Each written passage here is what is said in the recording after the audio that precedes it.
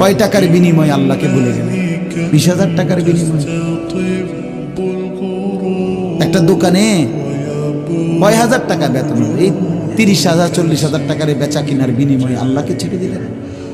যুবক ভাই, তোমরা এই 12, 14, 20,000 টাকার একটা মোবাইলের কাছে আল্লাহকে ছেড়ে দিলা। মাত্র 20,000 টাকায় তুমি ইমানদার বিক্রি হয়ে গেলা।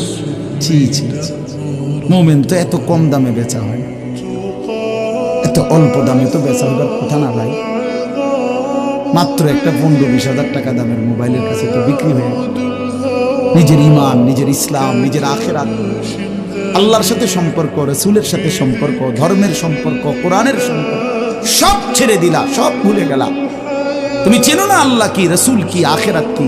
তুমি চিনছো শুধু মোবাইল, নারী, ছবি, নর্তকী, জিনা, ব্যভিচার, অসভ্য দৃশ্য, বন্ধুদের আড্ডা। না ভাই, এত কম দামে ইমানদার বিক্রি।